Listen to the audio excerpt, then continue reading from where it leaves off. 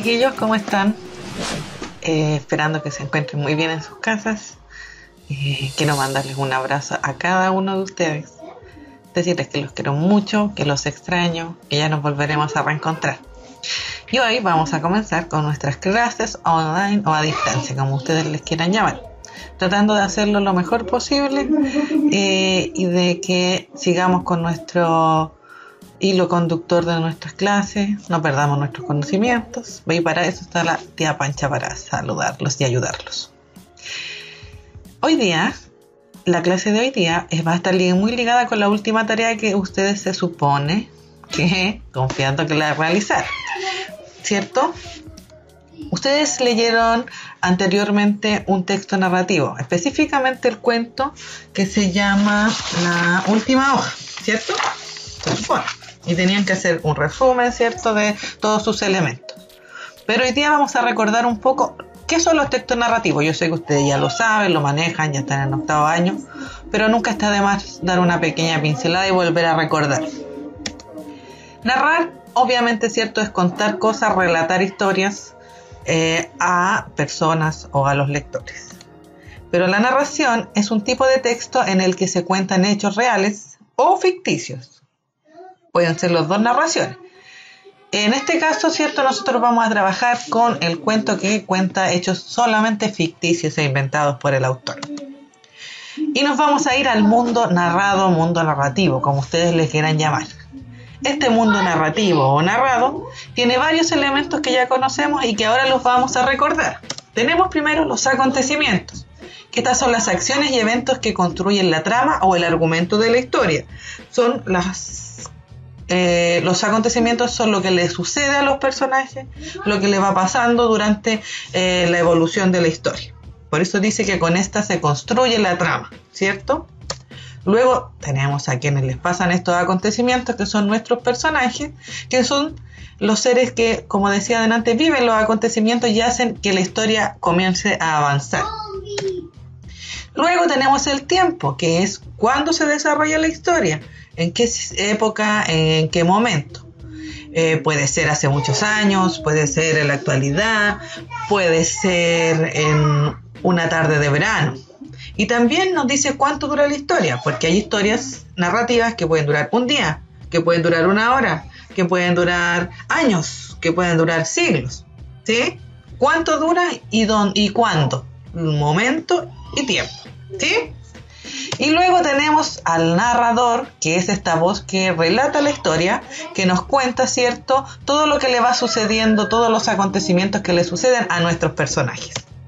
Y finalmente tiene que haber un espacio, que es el lugar donde ocurren los hechos, donde suceden estas historias, donde se desarrollan todos estos múltiples acontecimientos que le pasan a estos personajes.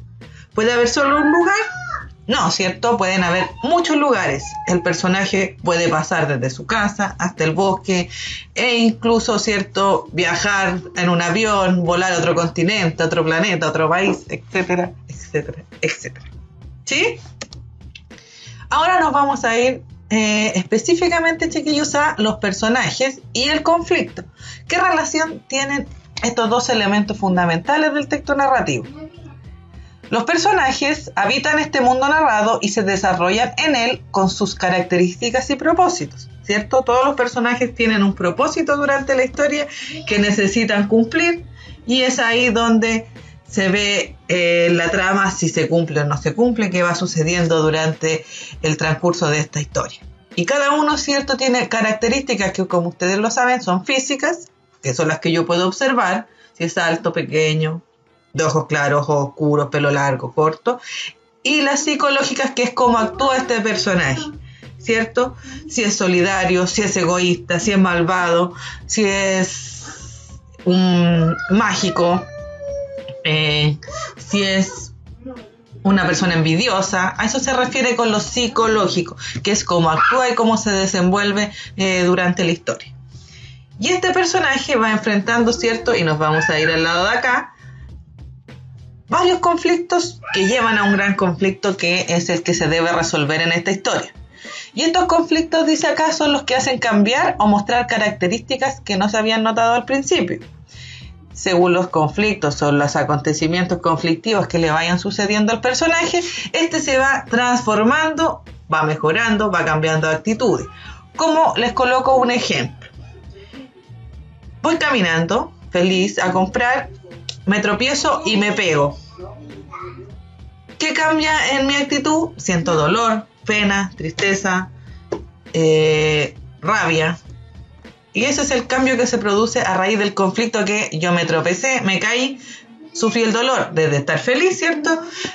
Fui cambiando mi sentimiento o mis actitudes durante la historia. A eso se refiere con que el personaje va haciendo como una metamorfosis desde el principio hasta el final. Vamos a unirlo un poquito con la historia que ustedes estaban leyendo, ¿cierto? La historia se llamaba La Última Hoja, en donde ustedes la podían leer desde su libro y aparte, después de leerla, la podían escuchar en un video que está en YouTube. Pero yo les voy a proponer dos inquietudes relacionadas con lo que acabamos de hablar del conflicto y la evolución del personaje. En esta historia había un personaje que se llamaba Johnsy, ¿cierto? Les pregunto a ustedes, ¿cómo está Johnsy al principio de la historia? Y luego, ¿muestra Johnsy un cambio? ¿Cómo llega Johnsy al final? Piensen en la historia y ahí van a ver la evolución que pasa cuando a este personaje le suceden los conflictos, cómo es él en un principio y cómo llega él al final de la historia. Para analizar más en profundidad esta historia, que ustedes ya hicieron el reconocimiento de los elementos narrativos en esta, ¿cierto? Vieron el lugar, el tiempo, el espacio, todo lo que vimos delante. Ahora ustedes van a ver reflejado en esta actividad si comprendieron o no comprendieron de qué trataba dicha historia. Para esto no la vamos a volver a leer, ¿ya? Vamos a ver la siguiente actividad, en donde yo voy a dejar que la escuchen y vean un video de esta historia, ¿ya? Cuando me dicen, tía, ¿puedo ver la película? Ya, en este caso sí, vamos a poder ver el video.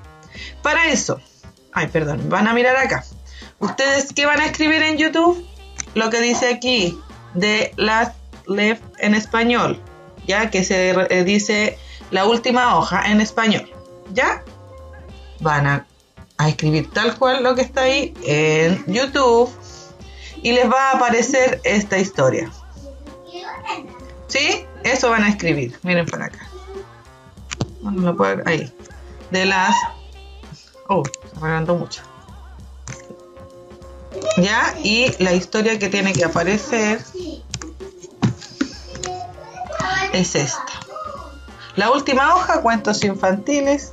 También la pueden buscar por ahí. Pero esa, nos vamos a ir a la actividad.